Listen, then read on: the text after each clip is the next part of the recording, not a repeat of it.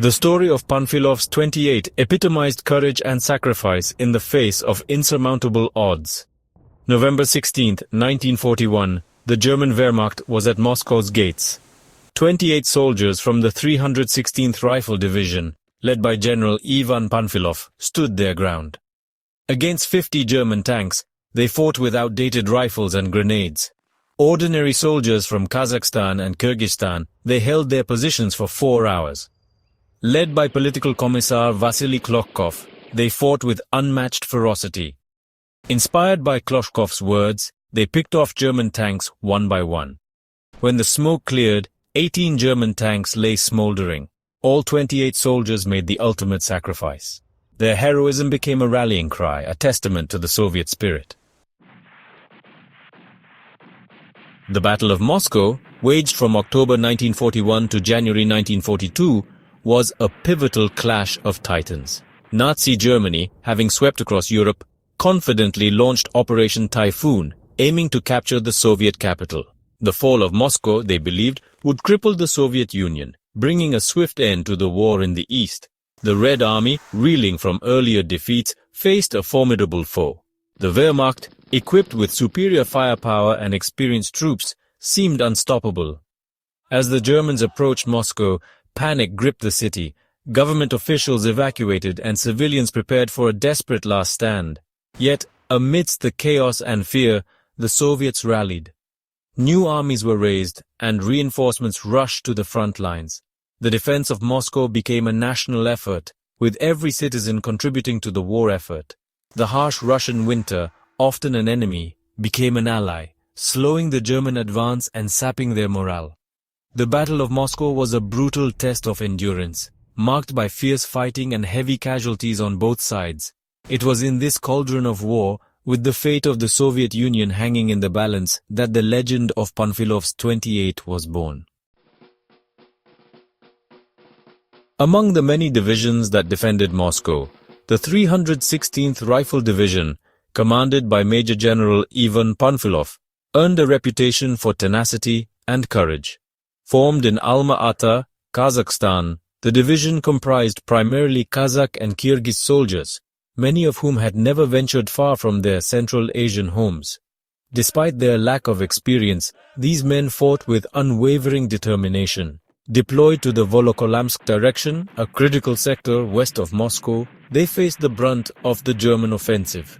The 316th's orders were clear: hold the line at all costs, buy time for Moscow to prepare its defenses. From October to November 1941, the 316th fought a series of desperate battles, repelling repeated German assaults. They endured relentless artillery bombardments and tank attacks, holding their positions with grim determination.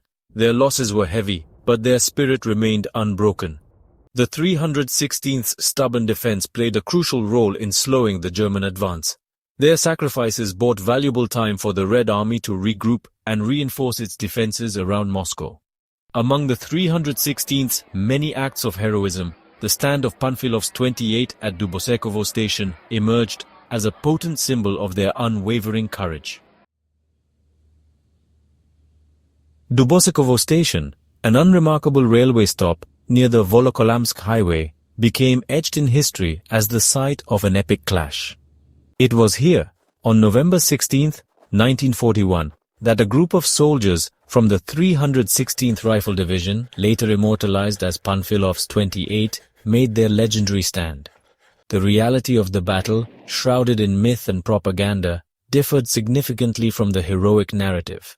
The defending force was not a dedicated anti-tank unit, but regular infantrymen from the 1075th Rifle Regiment, not the 1077th as often claimed.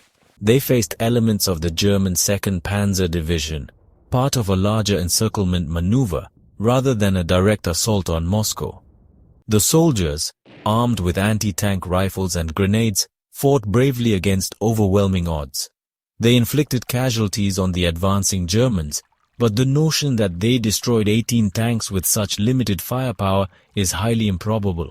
The battle was chaotic and brutal, with heavy casualties on both sides. The Soviet soldiers, outnumbered and outgunned, fought with tenacity. their resistance buying precious time for other units to regroup. While their actions were undoubtedly courageous, the specific details of the engagement, embellished by wartime propaganda, remain a subject of debate. Section 5. Seeds of Doubt, Unraveling the Threads of the Narrative. Despite its acceptance, the story of Panfilov's 28 raised eyebrows among those privy to battlefield reports. Discrepancies between the official narrative and soldiers' accounts hinted at a less heroic reality. Whispers of doubt circulated among veterans of the 316th Rifle Division. They questioned the improbable kill claims and the fate of the 28. Some soldiers, listed as killed in action, resurfaced after the war, contradicting the official narrative. The story's origin was the most glaring inconsistency. The tale first appeared in Krasnaya Zvezda, the Red Army's newspaper. Reporter Vasily Korotev admitted to embellishing details for morale-boosting propaganda. Despite red flags, the official narrative remained unchallenged. The Soviet government suppressed any contradictory information. The myth of Panfilov's 28 became enshrined in Soviet history.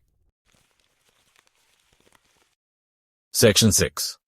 The 1948 investigation exposing the fabrication.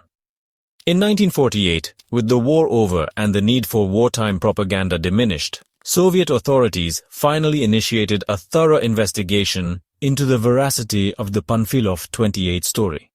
The investigation, led by the Soviet Military Prosecutor's Office, unearthed startling revelations that challenged the very foundation of the legend.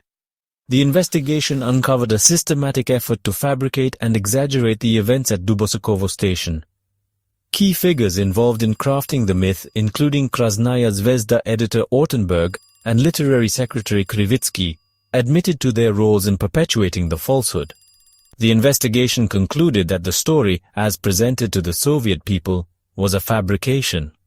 While acknowledging the bravery of the soldiers who fought at Dubosekovo, the investigation debunked the claim that 28 men held off 50 tanks, destroying 18. The actual number of tanks engaged and destroyed remained unknown, but was undoubtedly significantly lower. Furthermore, the investigation revealed that several of the 28 were not killed in action, as previously claimed. At least 6 survived the war, their existence directly contradicting the official narrative. One, Ivan Dobrobabin, was later arrested for collaboration with the Nazis during his captivity, further tarnishing the legend's image. Section 7. The myth persists, legacy and cultural impact. Despite the 1948 investigation exposing the Panfilov 28 story as a fabrication, the myth persisted, deeply ingrained in the Soviet and post-Soviet psyche. The story's emotional resonance, its themes of sacrifice and unwavering courage in the face of overwhelming odds, transcended historical accuracy. The Soviet government, despite knowing the truth, chose not to debunk the myth publicly. The story had become too ingrained in the national consciousness, too potent a symbol of wartime heroism to dismantle.